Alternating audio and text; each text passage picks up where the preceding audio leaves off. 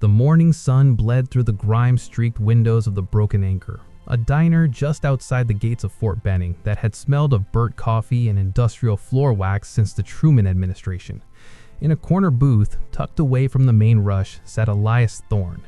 He wore a faded flannel shirt that had seen better decades and kept his eyes fixed on a crossword puzzle, his hands, scarred and steady, holding a cheap ballpoint pen.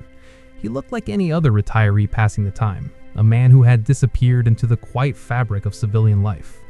The bell above the door chimed, announcing a trio of young men in fresh fatigues. They walked with the distinct chest-out swagger of soldiers who had just finished their first year and believed the world owed them a salute. They were loud, their laughter cutting through the low hum of the diner's radio. They scanned the room for a place to sit, their eyes landing on the corner booth. "Look at this," the tallest one, a corporal named Miller, muttered loud enough for the neighboring tables to hear. Prime real estate being taken up by a guy who's been staring at the same square for 10 minutes. His friends, Simmons and Reed, chuckled. They approached the booth, Miller leaning his hands on the laminate tabletop, looming over Elias. Elias didn't look up. He was debating between valiant and vigilant for 7 across. "Hey, Pops," Miller said, his voice dripping with forced bravado. "The lunch rush is starting. Some of us actually have places to be, important places. Maybe you can take your little book to the park?" Elias clicked his pen. "I'm almost finished with my coffee, son. There's a stool at the counter." The use of the word son hit Miller like a challenge. He puffed out his chest, his eyes narrowing. "That's corporal to you, and I don't sit on stools. We've been out in the heat all morning doing real work. You wouldn't know anything about that, would you? Just sitting here living off the taxes we're earning?" Simmons chimed in, leaning over the back of the booth. "Check the hands, Miller. Not a callus on him. Probably spent his whole life behind a desk while better men did the heavy lifting." Elias finally looked up. His eyes weren't angry. They were incredibly deep and unnervingly still. It was the look of a man who had seen the end of the world and decided it wasn't worth shouting about. "I've done my share of lifting," Elias said quietly. "Now please, I'd like to finish my crossword."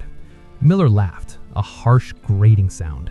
He reached down and flicked the edge of the crossword book, sending it sliding across the table.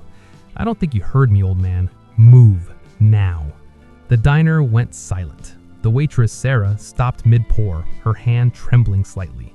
She knew Elias. He came in every Tuesday. He never complained, never asked for much, and tipped 20% on a $4 tab. She opened her mouth to intervene, but a sudden, heavy pressure seemed to fill the room. Elias stood up. He didn't scramble, he unfolded. He was taller than he looked sitting down, and despite the baggy flannel, there was a certain geometry to his posture that suggested a coiled spring.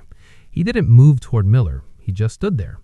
"You're wearing the patch of the 75th, a proud regiment, but you're wearing your beret like a chef's hat, your boots aren't bloused correctly, and your situational awareness is non-existent. If this were a contested environment, you'd be dead before you finish your first sentence."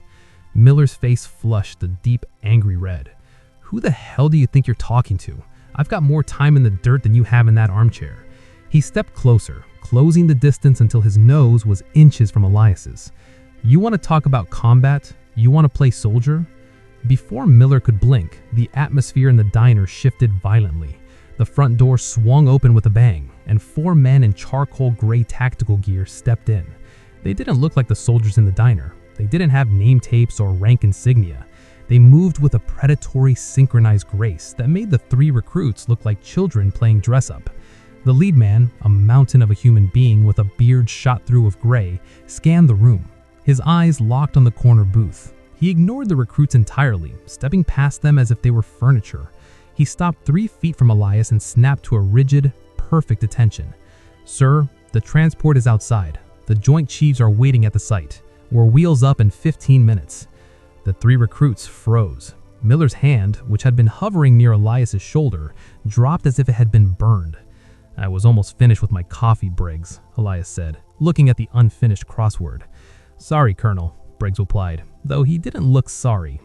He looked at Miller, his eyes turning into cold slits of ice. "Is there a problem here, sir?" Elias picked up his flannel jacket and slung it over his arm. He looked at Miller, who looked like he wanted to melt into the floorboards. "No, Briggs, just a few corporals who forgot that the most dangerous men in the world usually don't feel the need to tell you who they are." At that moment, a Black Hawk helicopter roared low over the diner, the thrum of its rotors vibrating the silverware on the tables. The ghost operator, a man whose name was spoken in whispers in the halls of the Pentagon and whose face was scrubbed from every public record, took a final sip of his cold coffee. "Miller," Elias said, pausing as he walked toward the door. "Yes, sir," Miller whispered, his voice cracking. "Fix your beret, you're embarrassing the regiment." Elias walked out, followed by the 4 silent shadows in gray. The 3 recruits stood paralyzed in the center of the diner, the silence of the room now heavy with the weight of their own arrogance. Sarah, the waitress, walked over, picked up the discarded crossword book, and looked at the last entry Elias had scrawled in the margin before standing up. The clue was, "A person of great courage or fortitude." Elias had filled in the boxes with "stalwart," but underneath, in a messy, hurried script, he had written a note for Sarah. "Breakfast was excellent. Keep the change." Tucked in the book was a $100 bill. Outside, the dust kicked up by the departing motorcade began to settle. The young soldiers watched through the window as the black SUVs vanished toward the airfield. They didn't finish their lunch. They paid their bill in shamed silence and walked back toward the base, their shoulders slumped, finally understanding that their real legends don't need a uniform to command a room. They only need to exist.